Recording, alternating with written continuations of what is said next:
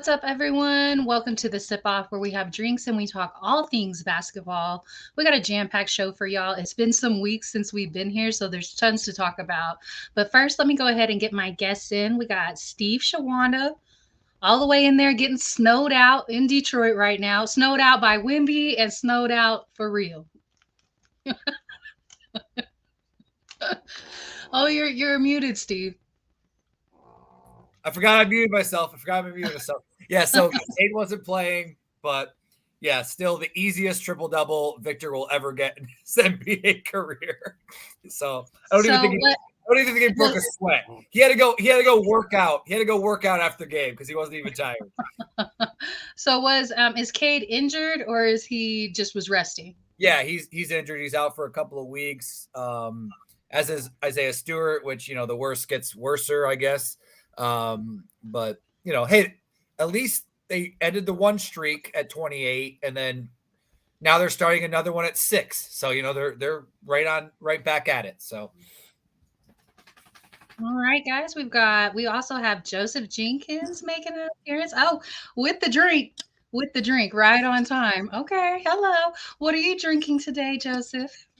So I've got some Ciroc summer watermelon with some apple juice and ginger ale. I love the watermelon one. What's up, Snowman?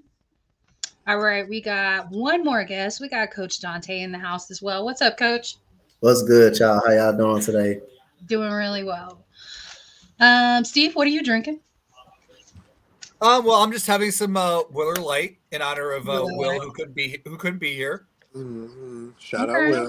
And of course, I have a Jaeger bomb from now on. Yeah. Okay, well, you can start, since you're okay. Y'all two are drinking liquor. Y'all take a shot. I'm going to take a drink of my wine. Coach Dante, you take a shot of your Dr. Pepper. Yep. Cheers, y'all. I used to be you, Coach. My daughter loves Dr. Pepper. See? Uh-huh. You're in good I used company. to be like you. My 16-year-old loves Dr. Pepper. You know what? It's been 4 months since I've had liquor, and it's not that I quit drinking liquor. I'm just not drinking liquor right now. So we're going with the flow of things. When you're a Spurs fan, it could be easy to get lost in the bottle this season. But you know what? We're coming off of a win, but we're going to talk a little NCAA first. Let's talk about our own personal teams, and then we can kind of talk about the overall. Steve, start us out. Talk to us about your teams. What do you have going on, men's and women's? Okay, so I'm going to cheat a little bit because Don Julio in the class tonight. Okay, JD, I see you. Because my actual team where I went in Central Michigan, and nobody cares about that. So I love Iowa women. Obviously, I'm a huge try being a business fan. Yep, I hear you. Obviously, I'm a big Caitlin Clark fan. There is Central ties because Molly Davis used to play at Central. Raina Harmon, one of their assistants, is a friend of mine, used to be at Central, played at Central, was an assistant at Central. So I love Iowa women. And really, the tale this week was take care of business because Saturday is Iowa versus Indiana. And we all remember what happened last year at Iowa in the last game. Caitlin Clark hitting the 3 at the buzzer to win. Well, now we got the first of the 2 rematches this week. So they both had to take care of business, which they did. Caitlin Clark had a ho-hum triple-double again, of course, 27, 10, and 10, whatever, 6 threes, whatever. But I wanted to quickly talk about, which I want to kind of get everybody's thoughts on this too, because this is the time when it happened. So I'm just going to say it and then let everybody talk. Sorry, Megan, I don't want to step on your show, but conference season. So this is the time where, like, for example, North Carolina. Hold that thought real quick. Hold that thought. We got Willer Light decided to show up for a little bit. What's up, Will? What up? There he is. All right. I just wanted to stop in real fast. I can't make it next week because I work all day next Thursday. Okay. But yes, I know, Steve. I'm pissed too. I wanted to send much love to everyone. Okay, thanks, Will. All day, man. I'll see you. Yeah, it's been a little bit. I've had Don't work too hard. Yeah, don't work too hard. You're too young, Will. You're too young, Megan, Will. And always, you look gorgeous. Well, Megan, that goes for you too. Don't work too True hard. story. True story. Oh Okay. yeah, no, I'll this see was you guys my later. okay. Much love. This was mine and Kennedy's first week where we got back to like our normal schedule. She went back to work and I went back to work full time, and we just kind of get the ball rolling, getting back into things. So it's been a crazy third of the year for us, and we're happy to put that behind us. Yeah, For sure. Mhm. For sure. All right, Steve, talk to us. Okay. So, yeah. So real quick. So tonight, UNC coming off a big win against Notre Dame. They played Right. Florida State. Florida State beat them tonight. But like, so this is the time of year where obviously those things happen. Like Kansas women had a huge win against Baylor. Doing the Lord's work. Doing the Lord's work for Megan Price, beating Baylor. But their men lost to UCF. So like it's that time of year where the crazy stuff happens, and like so let me just run very quickly because I had notes for the show. So let me just really quickly. Yeah. Real quick, and I know we have a chat. We talk to each other besides the show, folks, if you're watching. So on our chat, I mentioned the Vodtech NC State game on Sunday, which was absolutely phenomenal in women's basketball. If you did not watch that, it was amazing. I mean, the Vodtech run. I mean, I don't know if you blame it more on NC State not making a shot for like 8 minutes, or Vodtech, whatever. But then a great sideline out of bounds. I mean, you leave the one person that you can't leave open on the back screen for the game winner. But I mean, that was a great game. But like, these are the games that I love to see. Like, for example, we have Stanford and Utah. Yeah, The next couple of days we have Stanford, Utah. On Saturday we have Iowa and Indiana, and we have Kansas State against a team called. Hold on, let me read the. Is it Texas? Yeah, there it is. Yeah, I mean, it's like a great. I mean, just these when you have a 2 top 15 team matchups, like these are the games that I want to see. And again, I get it; they're both going to be in the tournament, and it's basically just seeding. But I love to see, especially in we're almost in mid-January. I was going to say early January, but it's basically almost mid-January, where they rank. So for me, these are fun games for me. Like, I mean, in men's, Kansas lost last night to UCF. Mississippi State beat Tennessee. Butler, shout out to my boy Pierre Brooks II, beat Marquette. This is the time that I like to see who.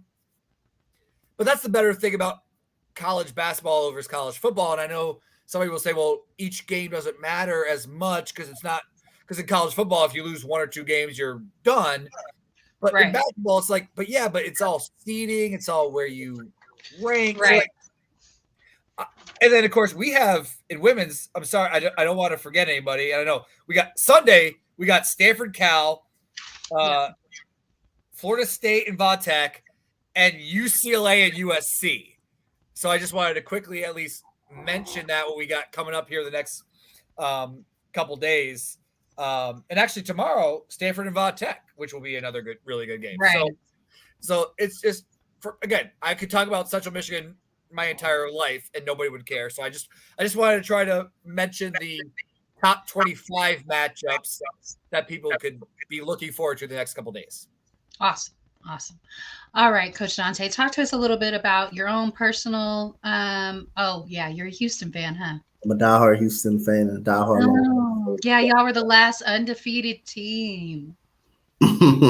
So, other than that, no, I'm not a Houston Cougars fan. I'm not a Houston Cougars fan. I'm a diehard Texas Longhorn fan. I'm not a Houston. Oh, okay, that's right. So, first of all, I hope Roy Harmon gets better. She means a lot to our success, man. And we was able to win a couple of games without her, man. Dominate. Not only that, but dominate.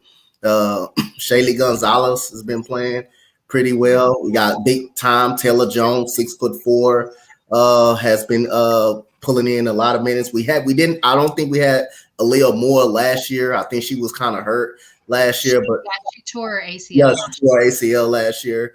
We got her back this year. So a lot outside of Roy Harmon being hurt, a lot of our girls been stepping up and making shots, and we've been dominant. But we do got a tough Kansas State team, like Steve mentioned, this coming week, so that it could be a different ball game. We just need to continue having players step up and put up that production, because it's going to be tough in the tournament without Roy Harmon, without her being able to score the ball, push the ball up the court.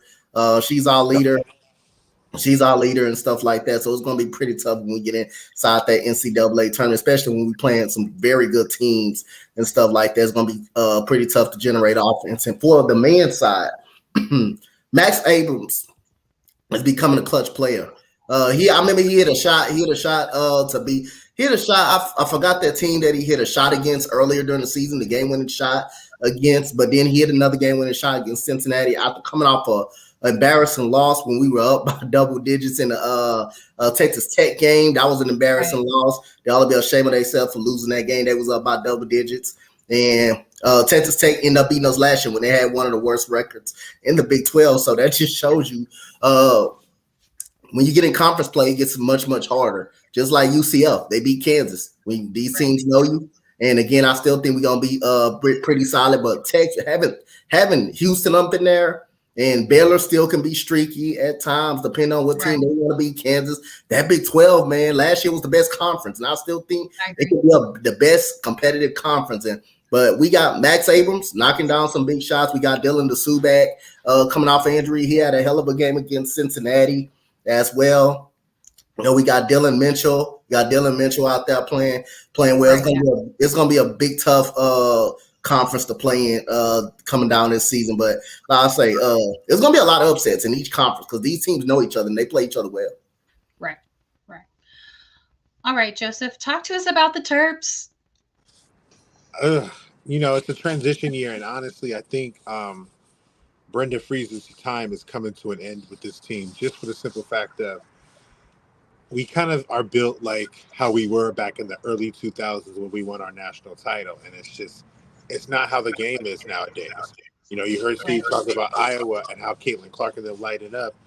You have select teams like South Carolina and them that work from inside, but most of the teams try to work from outside. And it's tough for the girls and everything like that. But, we'll see. At the end of the day, anything is possible. But in Maryland, it's those stretches. You know what I mean? Like, we'll see. Maybe a new voice can come in there and we'll see. Or who knows? I love Brenda Freeze, but it's just, it might, who knows, but we got a tough schedule coming up. At the end of the day, we got to play Illinois, and then we got to play a couple other amazing teams out here. And it's not really, we'll see. But as far as the men's, same deal. You know who she reminds me of? She reminds me a lot of Cheryl Reeves. She's a really she's tough as nails. You know what I mean? She does not play a whole lot of games. You get in line, you get down or you lay down. That's Brenda Freeze for you. Pretty much. She don't play. It's hard to have that type of mentality. We see a lot of those types of coaches retiring right now because, these players are able to have more control over their careers now, and they can say, hey, I'm going to go somewhere else where I'm going to be able to get minutes, or, hey, I'm going to get more NIL deals over here. There's more parity within it right now, within the game as a whole, because you can see a lot of mid-majors coming in and being able to pull good players, good NIL contracts. So it's tough when you're that type of coach, and it seems like the system is evolving past that. There's been quite a few players that left this squad because of how tough she is and stuff. And it's you got to transition. And I don't think she's the type of person that's going to transition. But with Diamond, I don't think Diamond would be the player she is today. I don't think she would be as tough as she transitioned from Brenda to Cheryl, and so that was probably the right coach for her, because she was able to handle what type of coach Cheryl is because of who Brenda is. She had already dealt with that. And I see a lot of toughness in Diamond. And so it's kind of, we say this all the time, what's the difference between Cole and a Diamond? heck ton of pressure, and that's what Brenda is. She's going to put pressure on you. Yeah, no doubt. No doubt. All right, so y'all know that I am a Texas fan. It was really, really tough. I could not talk to any of y'all for a minute. Whenever I heard that Rory was hurt, it was one of those like when DeJounte got traded. I didn't want to talk to none of y'all for about 20 minutes. This was one of those moments where, I just had to process it and then kind of think like, okay, so who are we going to be without Rory? And even though she's 5'6", she has such a huge presence, and her impact on the team, the type of leader that she is, that's something that you can't replace. But in that, we have seen the emergence of Madison Booker, who is our freshman. She is a 6'1" forward, but we're running our offense through her right now, which is not a big deal because we see a lot of guards that are 6 foot, 6'1". Haley Jones, she's 6'1". We see a lot of these larger guards like that. So, even though she's technically a forward, she can run the one, and I'm good with that. Like, clearly she can run the one. Now, in this game, our first conference opener, this was our first game without Rory. It's going to take us a little time to adjust and figure out who we are without her. We ended up losing this game. It was our first and only loss of the season so far, knocking on some wood. But it was a close competitive game. We lost by 6 points. It was 85-79. We did play in Moody Center there in Austin. Booker ended up having 25, 8, and 7. And then Amina Muhammad had 17 and 5, another young player for us who is starting to come out as well. She is a 6'4" forward. Then we followed up that game and went down to Lubbock, Texas for our last game there in Lubbock because it's our last year in the conference. We're only going to play there in Lubbock this one time. We ended up beating them 74-47. Madison had 18, 6, and 6. Gaston had 17 and 11, and then Aaliyah Moore had 18 and 12. This was a game where we saw the offense really bounce between Aaliyah and Madison. And to me, it just shows how strong we can be with a lot of size between the two of them. And then you have Gaston as well, who has some size too. So we're not that small, super fast team. We're a lot more physical now. We're going to be a lot of lane presence. We're going to be right there at the rim. There's a lot more size, and it's a little more physical. Rory is something, we're not going to miss the points. Like, I think collectively we can come together and make up the points that Rory would score. The difference is we're going to miss her on the defensive end of the court. She's fast. She can do steals. And then we also have to figure out who's going to distribute the ball, not the same way Rory would, but to set that offense up. And luckily, Madison is looking like she can do that. In the next game, we played West Virginia. We came out on top 70-49. Madison had 15, 7, and 12. Shaylee Gonzalez had 14 points. And then Aaliyah Moore had 12 and 5. So I really like this combination of Madison and Aaliyah Moore. Continue to watch that develop, and we'll see what type of run we can have in the tournament without Rory. Our next game, we played TCU last night as well. We came out on top of that game, Texas 72, TCU 60.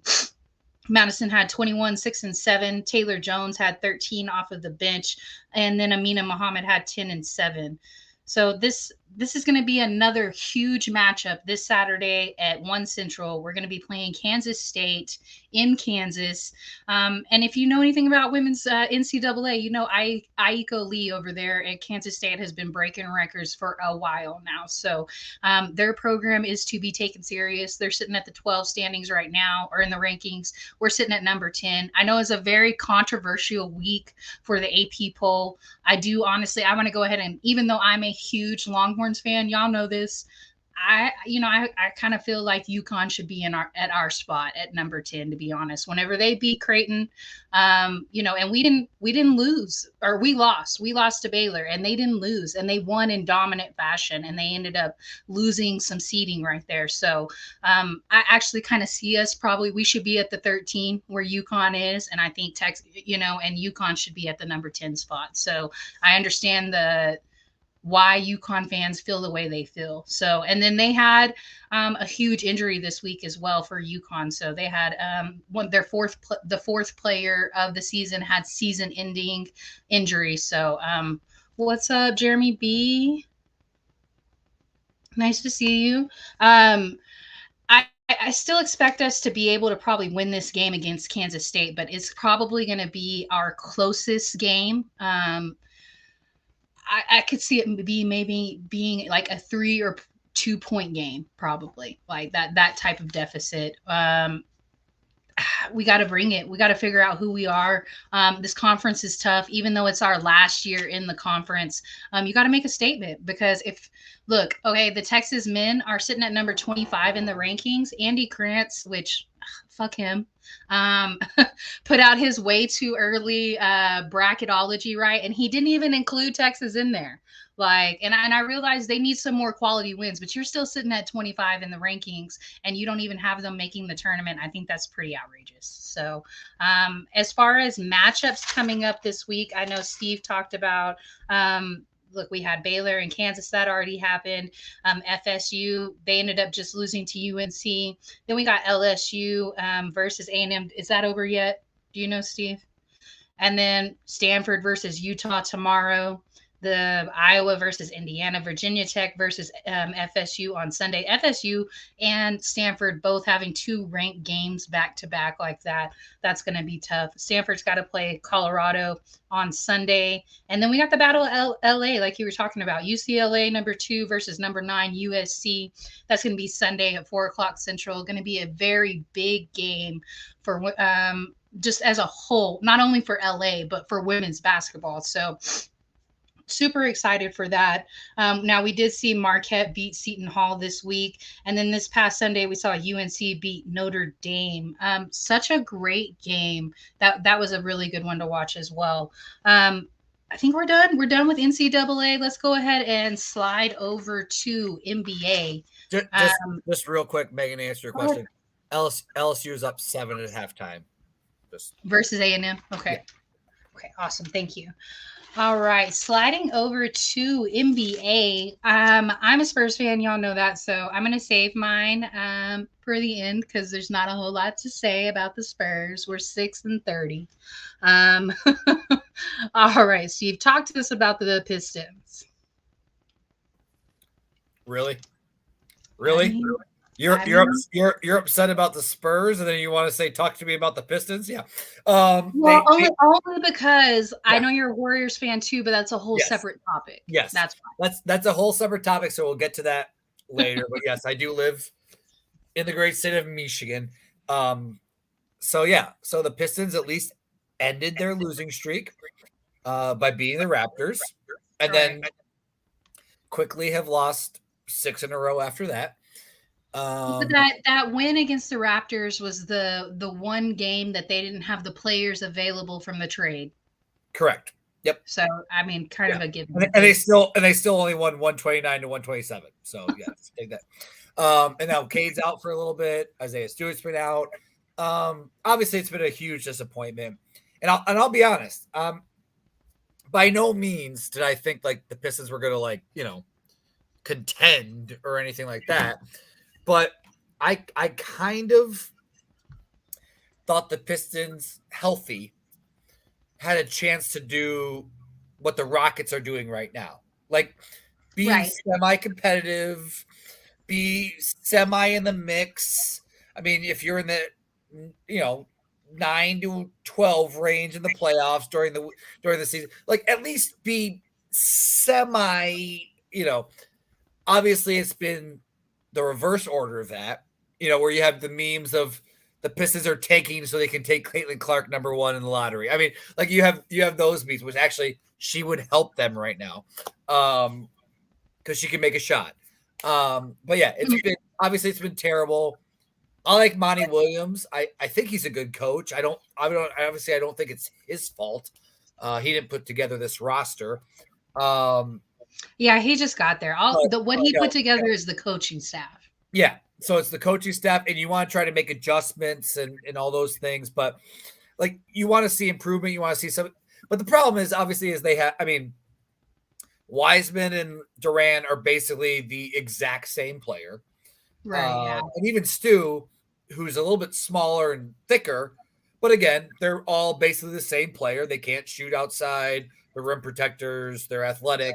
So, I mean, the roster construction is the problem. Monty Williams is not the problem. And his son at Brother Rice is really effing good if you like high school basketball in Michigan. Right. So oh, yeah. He is really around. Let's keep him around for a little bit. I'm just saying. But yeah, I mean, obviously, the Pistons should finish with the worst record. And we'll see if they are going to win the lottery again or if they're going to get screwed again, which they'll probably get screwed again. But that's the NBA. And I mean, Detroit's a big market, but for whatever, it's not, I feel like it's definitely not a flashy market. Right. So, yeah. So, but yeah, the NBA, it takes a specific person to want the job and do the job well there in Detroit. That's why Dan Campbell is the right person for the Lions. That's why they had to pay Monty Williams so much money to go there.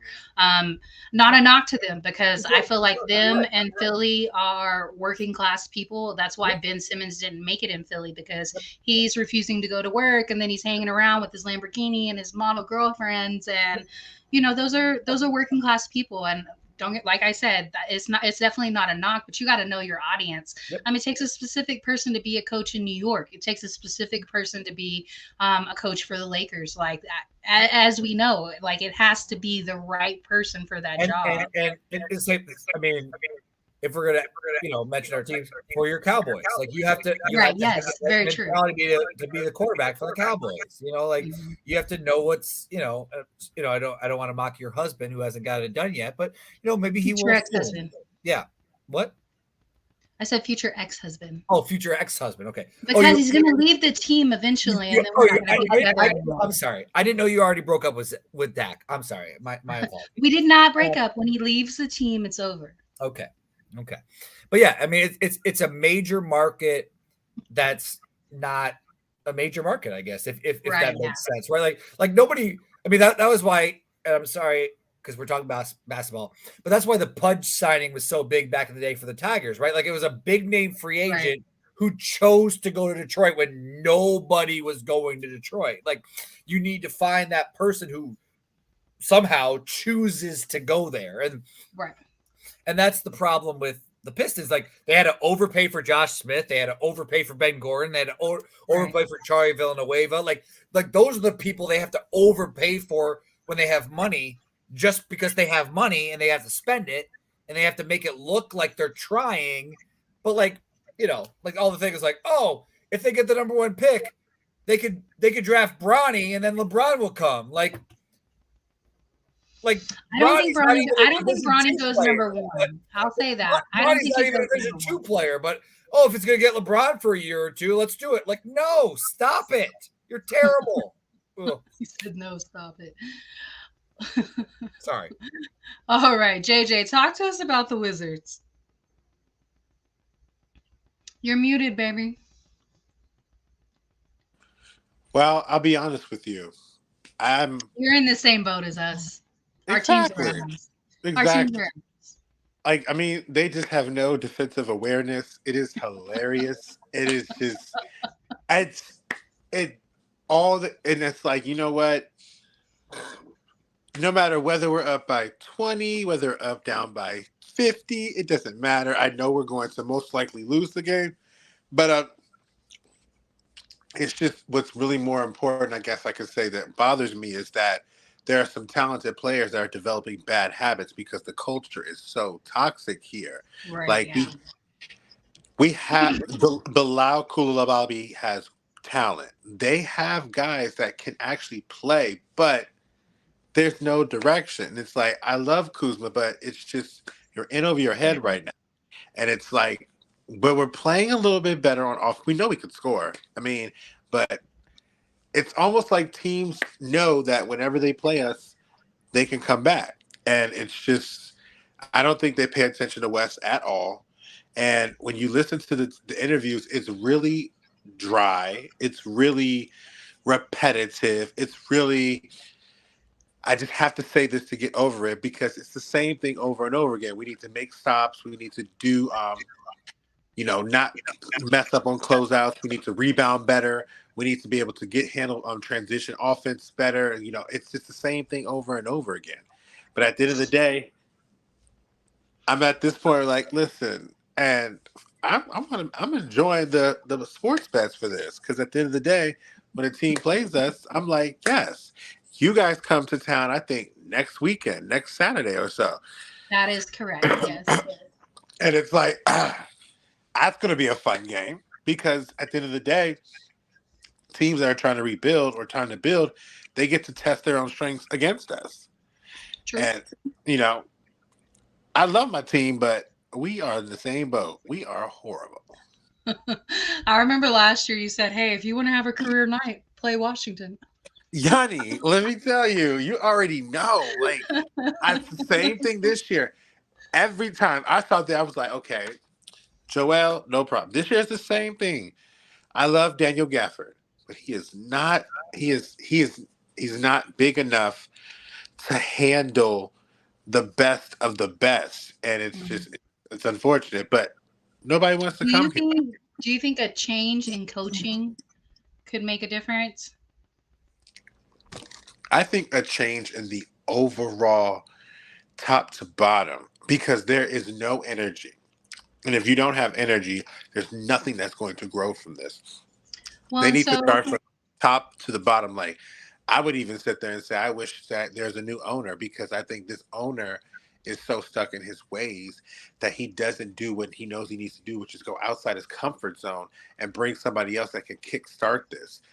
Because at the end of the day, Washington, as small as it is can be a big market because of what is here and what goes on. But if you don't have a product that people care about, and that you could see your energy is just dull, like, why come here? But right.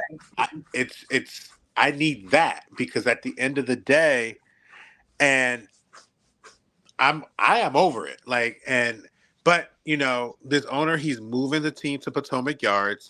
Right. They're trying to find something, but at the end of the day, it's like, if you do not change this culture, this is going to be a problem. I sit back and laugh the whole time during games, because I just be like, y'all don't care. Y'all just don't care. They kind of look like the team that always plays the Globetrotters, the other team that doesn't win. That's what the Wizards look like. Well, all of our teams, to be honest. It's not a knock to the Wizards. All of our teams. We look like that team. The Washington Generals? I really do it for the Washington Generals? I really do it. I really like the sports bets against the game, because literally when I do my bets, I'm like, who's playing us? Okay, who's their best scorer? Perfect. I'm taking his points because he's going to get it. Oh, JJ froze. All right. Well, I guess I'll take the moment to take it home. I'll take the moment to talk about the Spurs. We are 6-30. It's rough. We won a game last night versus the Detroit Pistons. The highlight was Wemby looking like he was set up in the shotgun, throwing the ball all the way down the court to Sohan. Sohan dunks it. That was about the highlight of the game. Nothing to be proud of beating the Pistons. I disagree. The highlight was when the game was over and I no longer had to watch it. Okay.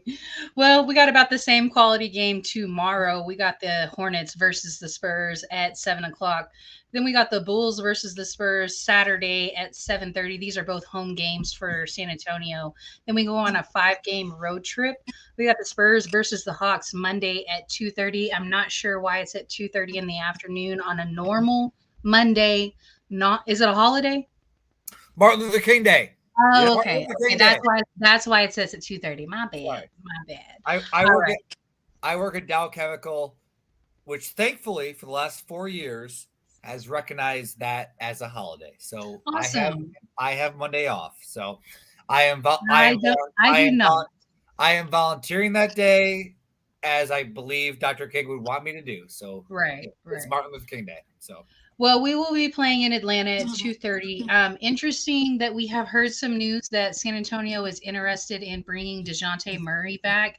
I know DeJounte is probably like, no, I'm not interested at all.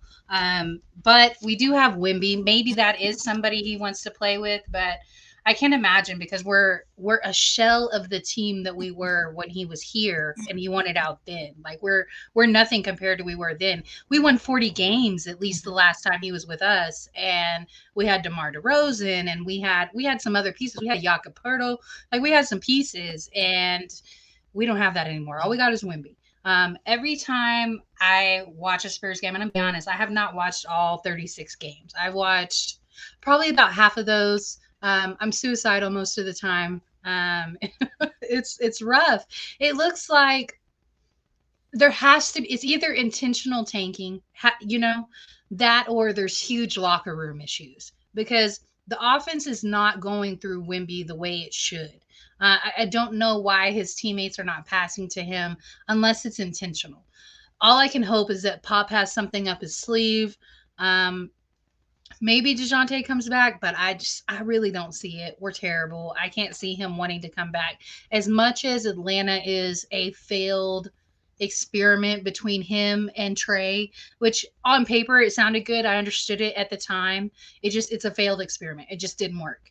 But I can't imagine wanting to go from that, which at least you're winning a few games, compared to 6 out of 36 games. That's all you've won. So then we real quick, Megan. I'm sorry, real quick, Megan. Do you think that his best choice is to like run the offense through him as a facilitator for Victor, or like? For sure. No, absolutely. Like DeJounte is somebody that, when you're going to watch him on the defensive side of the ball, like he has led the league in steals before. His wingspan, he's able to block, he's able to rebound. And his assists are always high, like always double digits with his assists. Shooting is actually his weakness. So get the ball to Victor, where shooting is not his weakness. So yes, we need a true guard. And I like Trey Jones. Don't get me wrong. I like Trey Jones a lot. But he's not a true guard. He's not a true point guard. So I think that's what we need. And I think DeJounte could fit that perfectly, but there's no appeal to come back to San Antonio. So for me, it looks like we're tanking again for a high draft pick. Obviously, we most likely would not win the lottery back-to-back years. I don't think we need to win the lottery back-to-back years, but if we can get a top 5 pick, I don't think anybody's going to come to San Antonio in free agency. I don't see it happening. Like, we're going to have to draft his help. And so if we're going to have to draft, we all actually, all three of us as our favorite NBA teams have the same issue. Like, right. Yeah. Nobody's coming there. No one's first pick is Washington, San Antonio, or Detroit, unless a player is like, hey, I grew up idolizing Greg Popovich, I'm gonna go play for San Antonio. Right. Exactly. It's not their first pick. Yeah. Right. So we go on a 5-game road trip. Atlanta starts that out. Then Wednesday we slide over to Boston, and we play them at 6:30 Central. Then we slide back down to Charlotte, play them again. Then we slide over to and that's Friday night. Then we slide over to Washington. We play DC in DC at 6:00 Central, and then we finish up our road trip in Philadelphia. JJ in the building? Hmm? Is JJ going to be in the building in that one? You going to go to the game? I can't hear you. You're muted. Oh, did he just stumped off? No, I don't think his sound was working. Yeah, I was just trying to be cute. I was like, oh, if you're going to Washington, is JJ going to be there? But no, he's back. He's back. I want to, but that Wemby effect on raise the prices for me. Oh yeah, I'm sure. Think about that one, but no, I'll catch him for sure because he's a very amazing talent to see, and like you could see the potential in him, and it's. But we'll see. But I'm looking forward to that game. It's always a fun game. But you could watch your team for another game for like $40 less, right? Like more like a couple $100 less. Like really, the tickets are that much just because of Wemby? So, like, I like to sit close to the court. I like to sit within like 10, 15 feet. The last time I went to the game, I was against the Spurs, and I was Right. literally Yeah, I 10 to remember. 15 feet, remember, 10 to 15 feet from your bench. I could see DeJounte and Keldon all there. Those tickets went about like a good, like, those are not exactly the cheap ones, but they're not exactly expensive for that time. They're about a couple hundred or maybe $300 or $400 more than what I was anticipating paying, because at the end of the day, I want to go, but I'm like, at the end of the day, I'm not going to be tripping off that. So we'll see another time, but at the end of the day, who knows? It is down the street from my house. It is down the street from my house. But it's also 2024 where watching from home is completely fine, right? Like back in the day, like, I might not see the game if I don't go. But now it's like I can watch the game and watch 4 other games from my house. So why and a soda that is adequately priced instead of like a $12 soda and a $20 nachos, and if you want to have some wine, you're not paying $40. Yeah, their food at the game is it's whack. But I mean, you enjoy the experience. Don't get me wrong. Exactly. I do enjoy the experience, but sometimes we like to put a little something in the air too while we watching, and you can't do that at the games. All right, so we will slide over to our one last topic, NBA topic. We're going to talk about the Golden State Warriors, y'all. Okay, so is the dynasty over? Is it over? I don't necessarily think it's over. I just think they need new players. Clay is a shell of himself. Steph can't do it himself, but it's like the Draymond thing is lingering. You know what I mean? Because he is an important piece of this puzzle. Oh, wait, I'm sitting here talking over Steve. Steve, I'm sitting there waiting for you. I was looking forward to hearing this. Right. The resident Warriors fan. Hey, Jay, I was listening to you. I was cool with that. I'll wait my turn. We're good. So here's the thing. On this very show, several years ago, well, a couple years ago, I said how the Warriors need to win the title this year because you don't know how many times that this exact situation will happen where everything falls into place. Well, guess what? They won the title. Right. And then I will also say that I personally think that they handled the situation wrong with Wiseman, Kuminga, and Moody and Poole, actually, which obviously the Poole and Draymond thing, whatever. And I'm from Michigan. I've known Draymond since he was a sophomore in high school, so I got Draymond's back, which I'm going to get heat for a lot, and I'm okay with that. But I said at the time, I'm like, I feel that Poole, Kuminga, Moody, and Wiseman are their next big 4, and that the Warriors were able to assemble their next big 4 while still having Draymond, Wiggins, Clay, and Steph. And they're just going to, not miss a beat, but still at least be a contender, if you will. Obviously, a lot has happened.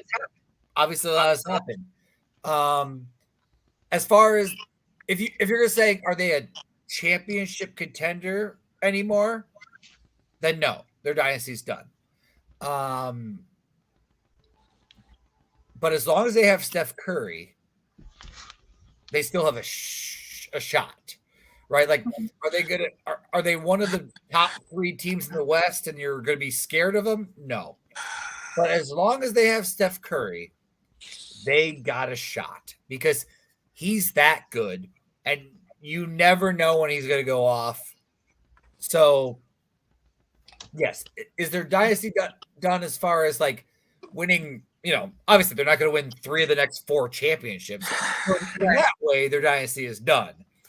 But do they have a chance to they're a game. Yeah, they're a game and a half back right now. They're a game and a half back of the play-in.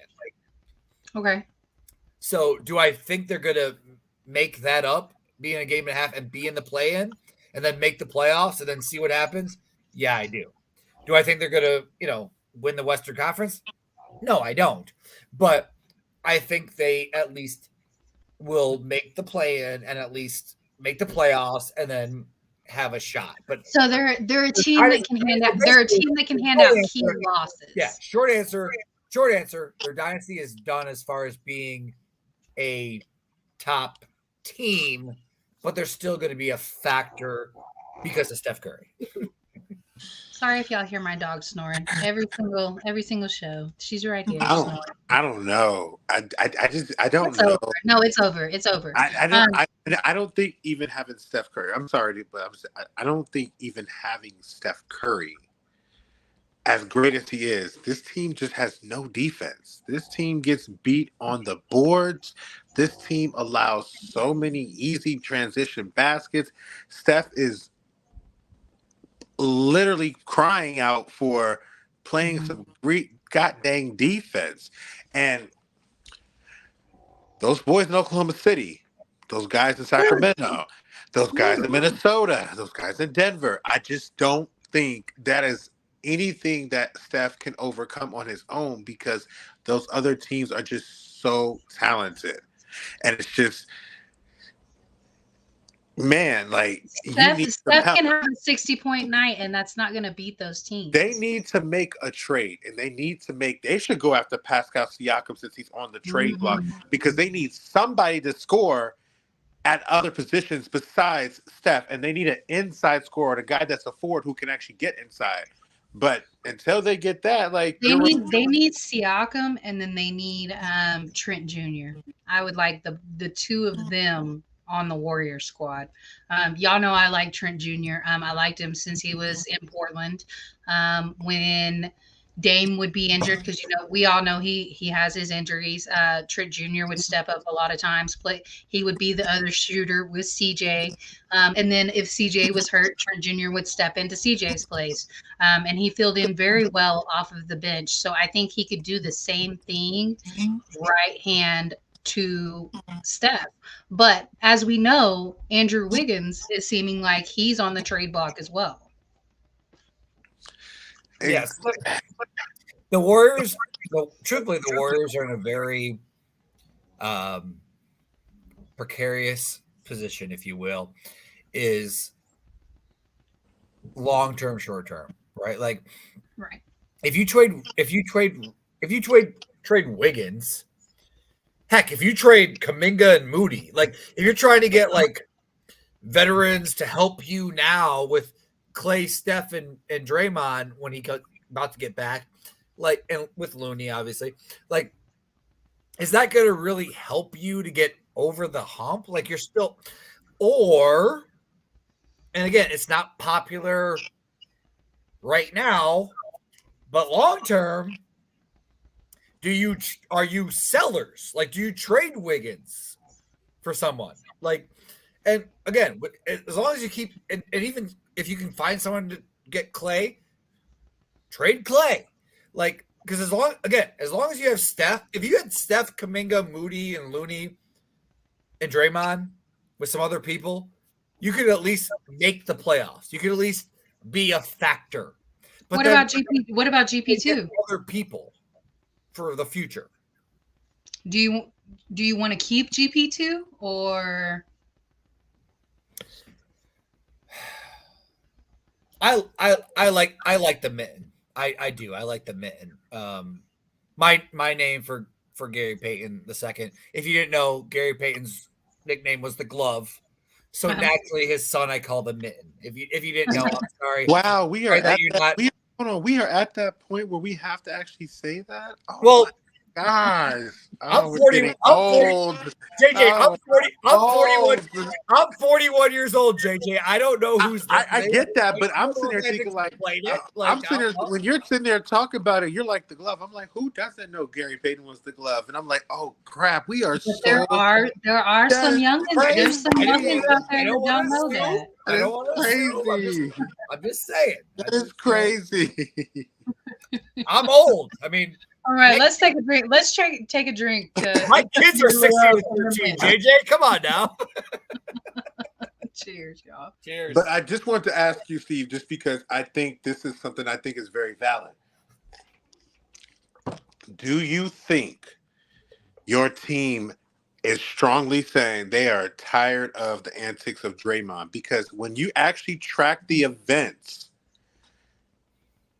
he has been part of it. Steve Kerr came out and did say he wished the thing between Draymond and Jordan didn't happen. There's Draymond. This year, he gets suspended indefinitely. And then there goes, your entire team. Now your team is saying he's probably coming back. But I honestly think this team is strongly considering thinking like, you know what? You gave us some amazing years. Yep. But we can't afford to continue to allow this to go on because, again, you come back, cool. We're in a playoff series, and you are gone for a game or two. Who knows, whatever the situation is. Right. We can't afford that when our best player, the one you have said that, could carry on, is in the back end of his career. Yeah. Right. Which he is, yeah. Uh-huh. Do you think that that's on their mind right now? Well, the thing about Steph, as we all know, he's the greatest shooter of all time. That's not going to go anywhere. As you age, you lose a step on defense. That's the first place you lose it is that step on defense. And that's where we see the difference in Klay too. He always had nights where he struggled shooting, but he made up for that on the defensive end of the court.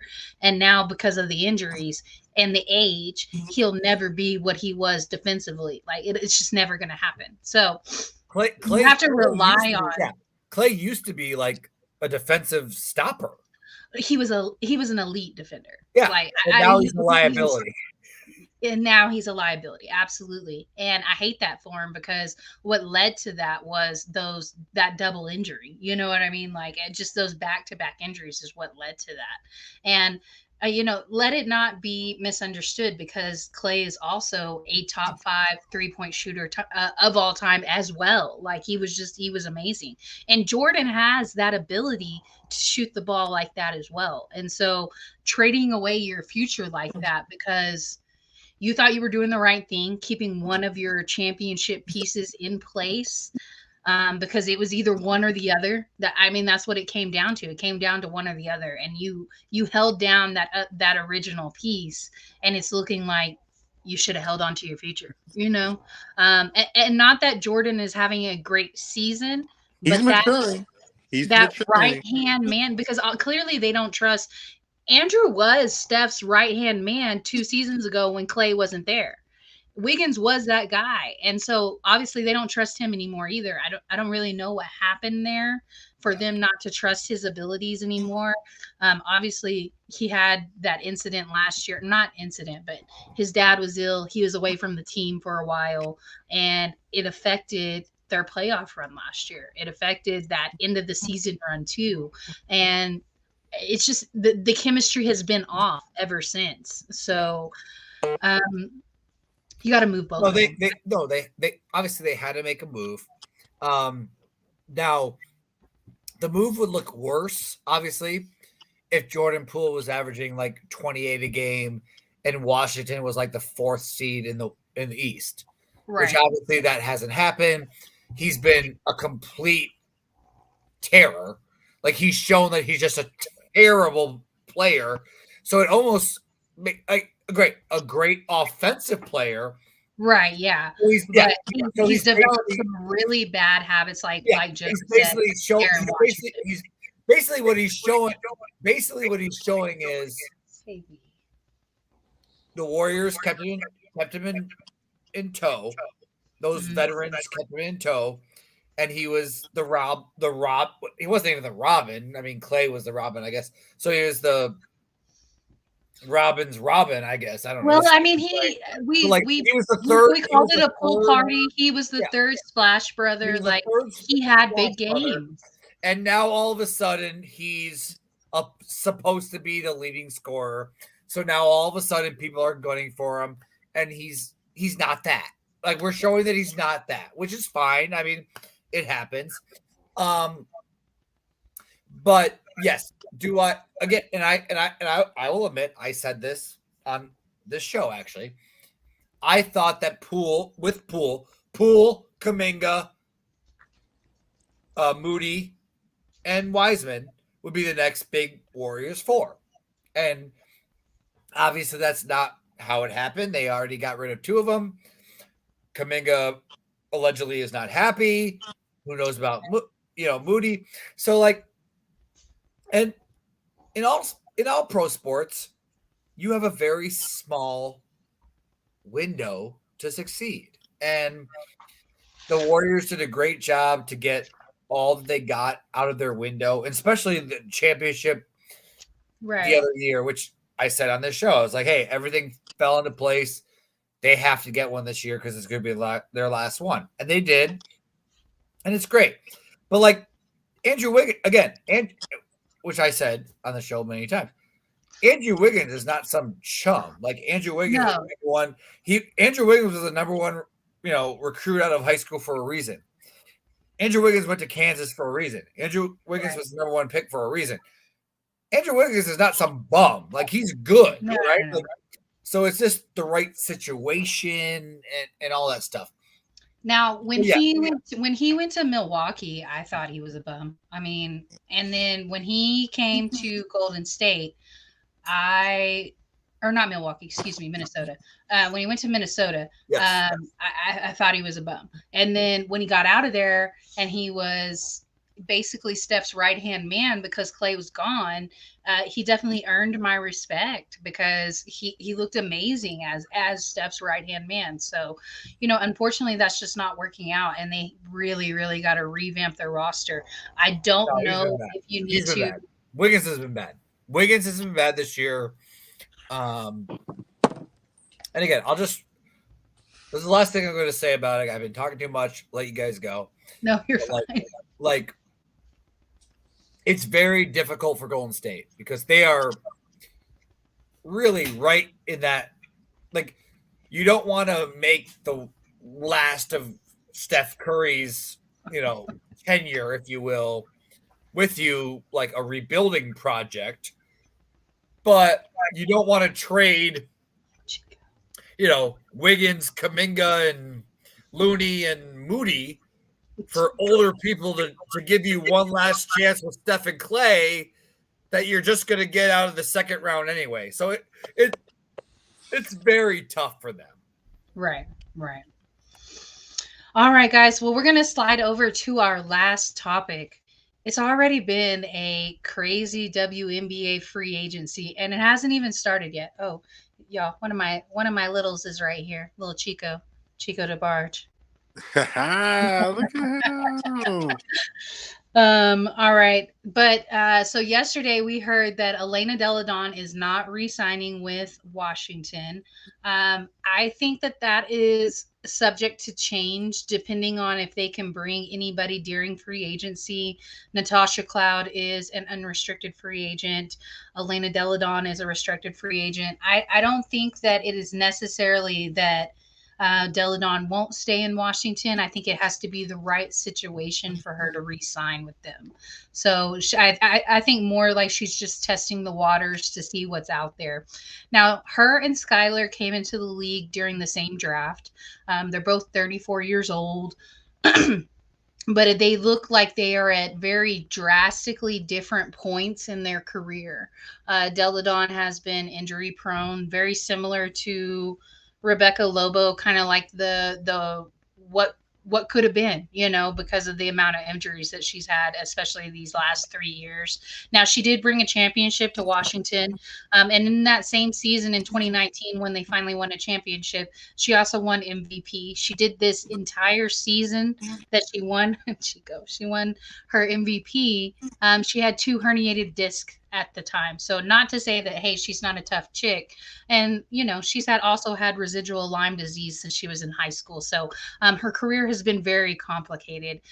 When we had the COVID season, she wasn't allowed to play. Washington went ahead and decided to pay her anyway, which I thought was such a classy move because she wanted to play, but she had a compromised immune system and it just wasn't safe, Interesting to see where she'll go. Interesting to see where Skylar Diggins Smith will go as well. We saw lots and lots of drama for Skylar there in Phoenix. Similar to, we saw lots and lots of drama for Skylar when she was in Dallas. Which I hate that for, because, you know, in the last season that she played, she finished the season number 3 in scoring. And she's one of those that you see her on both ends of the court. She's not just the number 3 scorer in the league. She's also going to beat you on the defensive end as well.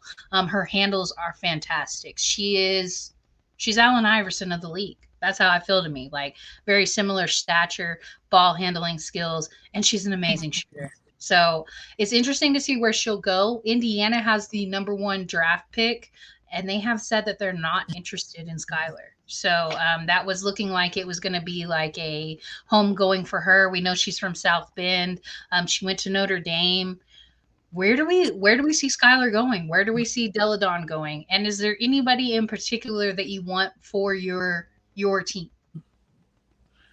So, you know, I agree with you 1,000% about Delle Donne. It's possible that she could stay there because she does absolutely do love here. But at the same time, I wouldn't blame her if she, you know, was trying to test the waters, because she does bring value. She's an amazing talent and an amazing player. Skylar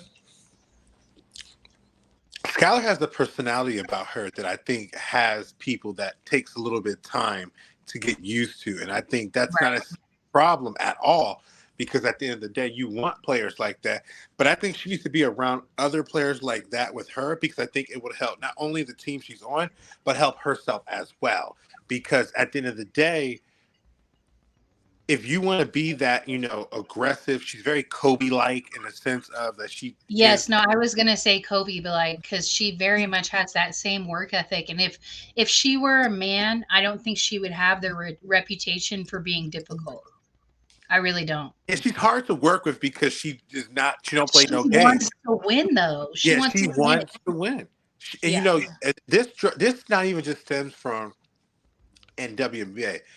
It burns from her back when she was in college, because she knew her team had a chance to win. Like, this girl wants to win. And I think that's why, you know, I give the Aces respect, or like the Liberty. You need to be on teams like that have that mentality of those people as well, because I think it will humble her a little bit, because let's be honest, sometimes she is a little overboard. She's a little bit crazy, even though she, you know, may be valid and stuff, because there's a certain approach with today's, you know, generation nowadays.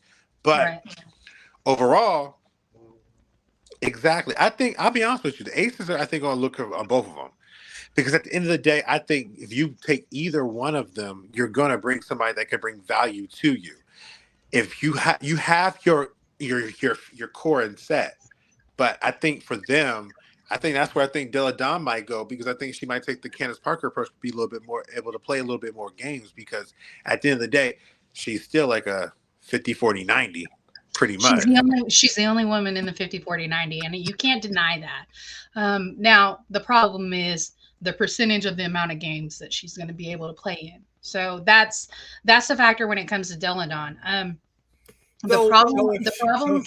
So if she goes to a team like Vegas, she's not required to be on the play every night. Yeah, she doesn't play every night.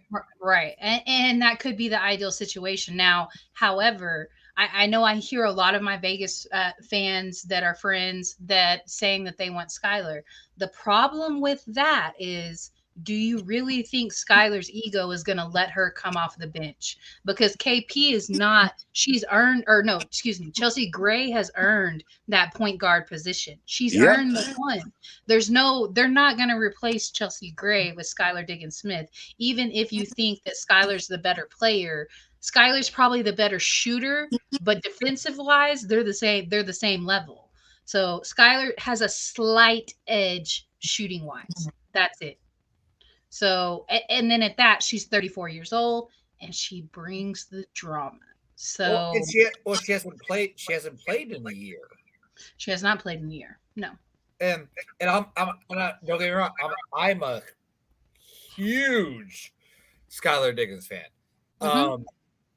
Like, I feel like Skylar Diggins and DT and Cunningham. They could have worked it out, man. Like Phoenix should work, right? But you're like, nope, it didn't work, and then Skylar doesn't play the entire. So, and maybe that helps her a little bit, that where she's like, hey, I just want to play, and I'm okay with whatever my role is. I don't know. I don't know if she has that attitude. Yeah, I don't know. I can't speak for that, but I'm sure. I'm 100% sure of this. Skylar Diggins can still help a WNBA team. Absolutely. I'm 100% sure of that. Yeah. And I think Moldova can 100% help a WNBA team. But if she's trying to help a team win, there is no team that she can go on where she's going to get a starting spot on. I disagree. I disagree. I think that the only team that she should not be the starting guard on at the one position is Vegas. Like, I think even Seattle, you move Jewel to the 2, have her come off the ball. In New York, you replace Courtney Vandersloot with Skylar Diggins-Smith. In Connecticut, they need a 1 anyway. Have Sabrina off the ball and Skylar at the 1, like. Oh my, that's what I'm saying. Like in New York, like she would be in that position. In Dallas, you push Enrique to the 2, because she should be a shooting guard anyway. You put her at the 2, you got Skylar running that, but I don't think she ever comes back to Dallas. I just don't see it happening. In Atlanta, you move Ryan off the ball. Like, I mean, Atlanta would be very interesting, but I feel like that is in which Ryan isn't leading the 1. But anyway, like, the only team where I could sit there and say, no, she doesn't deserve the 1 position is Vegas. And especially in LA. Like, I know they have some bright spots with Jordan Canada, but I think you move her to the bench and you put Skylar at the 1, like in the starting position. So I guess we'll see how much Sky wants to play, right? Like, true that too. Where does she go? Like, does she want to play or does she want to win? Yes, that's the question there, because if she wants to win, you go to Vegas and you come off the bench. That's what you do. Right. All right, so I'm going to go ahead and run through our top 15 free agents. And obviously there's some of these that we know are not going to move around, but they are free agents, so they're on the list. At number 1, you got Breonna Stewart coming in. I do not think that she leaves New York. And she is a unrestricted free agent for that one. And number 2, you got Jonquel Jones. I don't think she leaves New York either. Number 3, you got Brittany Griner. I don't see her leaving Phoenix. Not this year. I see her leaving next year. I feel like this is set up to be DT's last season. The All-Star is going to be in Phoenix. She's already said the Paris games are her last international play. So it just feels like the storybook finish. This is the last season. So I don't see BG moving this season. She signs a 1-year deal. She stays in Phoenix for 1 year, and then she's gone. At number 4, Skylar comes in at number 4. We're not sure what's going to happen with that. I think the most successful place for her is probably Vegas, coming off of the bench. But I could see her doing really well in New York too. So like we've all said, and she could have that starting position in New York, because also Marine is probably not going to play this season. We know they don't give as much leeway when it comes to international players with their national team. So Marine Johannes is probably not going to play this season. And then at number 5, we got Breonna Jones coming off of an Achilles injury. So it depends on how bad that injury was. Was it a tear or was it a rupture? So it completely depends on that and how she rehabs and comes back. Then you at number 6, you got Nneka Ogwumike. As much as I would love to see her leave LA, I don't think she does. At number 7, we got another Connecticut Sun player. We got DeWanna Bonner, who is in I think this is going to be season 16. So even though that she's up there in age, last season she had a phenomenal season. So I don't think that you necessarily count her age against her. She hasn't shown that she's hit the cliff yet. Then at number 8, you got Satu Sabale. She is a restricted free agent. So she has to play this year in Dallas unless she gets traded. I think we see Satu resign. I think she likes it in Dallas. I think she likes playing with Enrique. Our biggest problem is the 1 and the 5 position. Obviously, that's not her space, you know. Then at number 9, we got Candace Parker. We're not sure what she's going to do. We don't know what her health is going to be like. We just don't know. We don't know. Then at number 10, you got Deladon. She's already said that she's not re-signing her extension with Washington. I do feel like that is we'll see, wait and see what happens. I think Washington is ideal for her. So if they bring in the right free agent, I think we could see Deladon re-sign her contract. But it will most likely be her last contract. Then at number 11, we got Alana Smith. That is a huge free agent for me. We saw her at the Chicago Sky. She made an impact there. Don't know if they will try to bring her back. Would love to see her Phoenix, maybe. I could see her there in Phoenix. They need somebody as a with size and to back up BG. Then at number 12, you got another one that's real interesting there for the Chicago Sky. You got Courtney Williams coming in. This is a player who had some trouble down there in Atlanta off of the court, but on the court, she was phenomenal. She did really well at New York as well. But she got traded for Courtney Vandersloot. I like Courtney Williams, but if you got a chance to get Skylar Diggins-Smith, you go for Skylar. Then at number 13, we got Jordan Canada, another one of those that I like her, but if you have a chance to get Skylar Diggins-Smith, you go for her. Then at number 15, we got my heartbeat. We got Kalani Brown. I don't want her to leave Dallas. I want Big T to leave. It just is what it is. I prefer Kalani's style of playing, and I feel like she's more coachable than Big T. So those are your top 5 WNBA free agents. Is there any on that list that y'all had an opinion about? You gave it a great breakdown, to be honest with you. Okay. You really did. Like, you broke it down every second possible. Like them all. I like them all. Kalani, please. I'm very.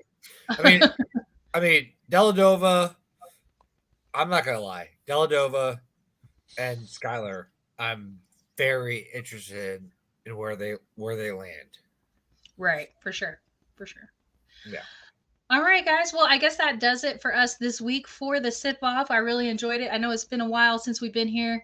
If we're not back next week, we'll be back the next week after that. We will let you know. And thanks so much for watching the show, for commenting. We appreciate all you guys. Tons of y'all shared the show. Really appreciate my Twitter crowd. Y'all are fabulous followers. Cheers. And we will see y'all next week. See y'all. All right, you guys.